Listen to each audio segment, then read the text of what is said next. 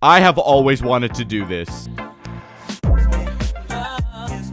The year is 2016. It's a nice summer day. Everybody is walking around playing Pokemon Go. Harambe is being remembered across the internet, and although obnoxious and annoying, Logan Paul is yet to go to Japan. During this year, I was 11 years old and in middle school, and although I didn't realize it at the time, I was living in what many people would consider to be one of the greatest years. And now that I'm a fully grown adult with hair on my neck, I can confidently say, yeah, this year was pretty cool. I mean, like, just go on any social media platform like TikTok or Instagram, and you're guaranteed to see at least a few posts about people reminiscing back on this year. I mean, come on, the worst day in 2016 felt like it was nothing but a nice spring day and you were just frolicking through the flowers. You didn't have to worry about having a job, paying taxes, or bills. The only thing on your mind was that fidget spinners were sold out of almost every store. Honestly, it would not surprise me if some of the people watching this video were born after 2016. Like, bro, how are you gonna be born after peak humanity? We as a society have seriously gotta do some type of scientific research on why this year is considered so great. I know for a fact that some of you in the comments are going to be saying, well, actually, nostalgia bias is a very real thing. Shut up, I don't want to hear it. Just let us have this one thing, please. In classic 2016 fashion, for this video, I have a specially made channel intro.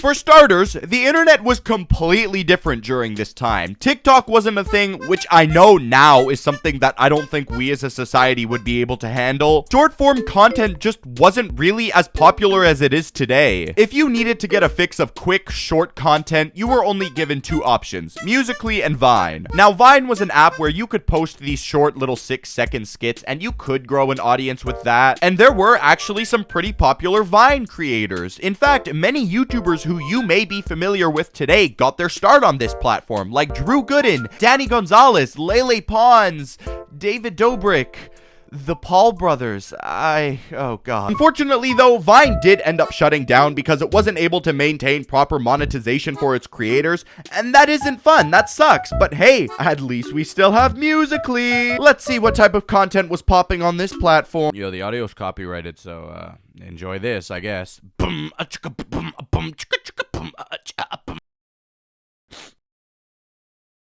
Oh god. Musical.ly consisted of awkward kids posting videos of them lip-syncing to songs, and that's pretty much it. Either I'm super out of touch or I have dementia at the age of 20, but the only person who I remember blowing up off of this app is probably Jacob Sartorius, who you may recognize as the singer of the hit song Sweatshirt. I'm not being sarcastic or anything when I say this. This is legitimately one of the worst songs I've ever heard. During this time, smaller indie games were starting to get in the spotlight, and one game really took the internet by storm, and that was a little project by the name of Undertale. I absolutely love this game. I remember playing it for the first time and falling in love with it within the first few minutes. The music, the simple graphics, everything. It's also just so nostalgic for me. And actually, here's a fun fact. One of my first ever YouTube videos was a deep dive on Undertale. Undertale, a game that still makes my heart warm almost 6 years later. You know, after months.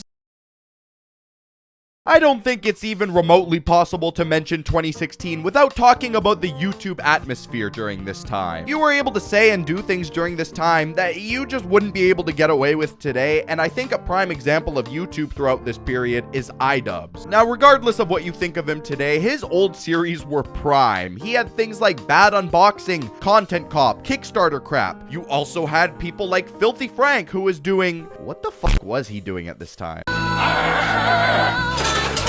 But if you take a look at the commentary side of YouTube, you had a creator named Leafy is Here, who is notorious for being one of YouTube's biggest bullies while playing Counter-Strike Surf. When I think 2016 commentary YouTube, the first thing that comes to mind is Leafy. He would start every video off with that intro and then immediately go, "What's up guys, Leafy here." All the while he was beefing with Keemstar. And now, believe it or not, there was a point where Keemstar wasn't a grumpy old disgruntled man. Okay, that's a bit of a lie. He's always always been a little sour. In 2016, he actually did something instead of just posting on Twitter. He used to run a show called Drama Alert. As embarrassing as this next thing is, I feel like I still need to share it. There was a point in my life where my main source of news was Drama Alert. That's right, my main source of information was fucking Keller Keemstar. I may have not been the brightest cookie, however, I knew where I was getting my facts. The internet did also have some positive things going on, like fun little trends. For starters, you had the mannequin challenge, and that's exactly what it sounds like. You would just stand still in a certain position and someone would go around with a camera filming it.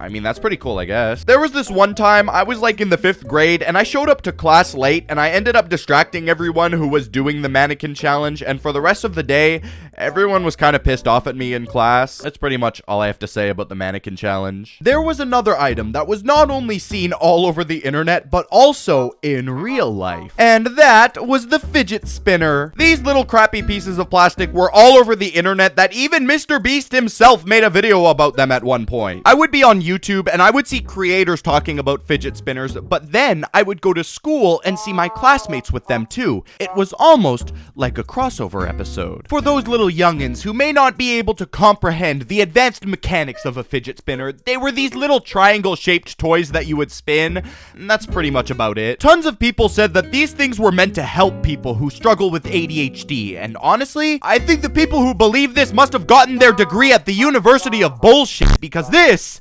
is all my life, I've struggled with ADHD and the ability to focus. I've always fidgeted with things. Fidget spinners never once helped me. Twiddling my thumbs in a circle for 3 hours was more beneficial than holding a fidget spinner for 30 seconds. They were nothing more than a cheap $15 piece of crap that parents would buy for their kids. It's almost tradition that every single generation of children have a toy that everybody needs to get their hands on and are forgotten within 6 months. You may be wondering, why are you so hostile towards the fidget spinner? It's because my parents never bought me one. So yes, my opinion is solely based on jealousy. To be fair, they weren't cheap at the time. Some of them were selling on eBay for hundreds of dollars. It's crazy to me that some stores had the audacity to sell fidget spinners for like $20, knowing damn well they were made by a little Chinese 8-year-old who are getting paid an annual salary of $1.12. Since we're already on the topic of trash toys, does anybody remember these things? These stupid fucking hoverboards? You know, the ones that costed hundreds of dollars? Even though my allowance was only about $4 a month, I could see right through these that they are the biggest waste of money ever. I don't know if the people who owned these were not only coping with the fact that they wasted hundreds of dollars on what was essentially just trash, but maybe they were slowly coming to terms with the fact that these were the most uncool things ever. On my life, I have never once been in public and saw somebody using these hoverboards and thought to myself, damn, if only I had that amount of aura. I just wish I was as cool as he was. No, I thought, why doesn't this fucking loser just walk? Anytime I've seen somebody using them in public, I would roll my eyes. How are you not only gonna have zero drip and be wearing a man bun, but on top of that, you're using a hoverboard? Big waste of money, garbage, trash. Moving on to something that doesn't make me want to rip my own hair out, the bottle flip challenge. Everybody across the internet was participating in the bottle flip challenge. It was just simple, harmless fun. In fact, every now and then when I'm sipping on a plastic bottle and I see a little bit left, I'll decide to give it a little flip. 90% of the time it never lands because I was always terrible at it, but it does give a little bit of nostalgia and warmth to my heart. During this year, political tensions were at an all-time high due to the presidential election, and me being a kid, I knew absolutely nothing about politics. All I was paying attention to was Pokémon Go. Almost everywhere you went in public, there was some person playing Pokémon Go on their phone. This game became a global sensation, and in fact it became so popular that it inevitably was mentioned in a political environment, and that completely ruined any interest that I had. Pokemon go to the polls. If only there was something that us young people could happily enjoy to ourselves, something so artistic and intricate that the feeble minds of the elderly just simply couldn't understand. Like a TV show, a video game, or even some type of music.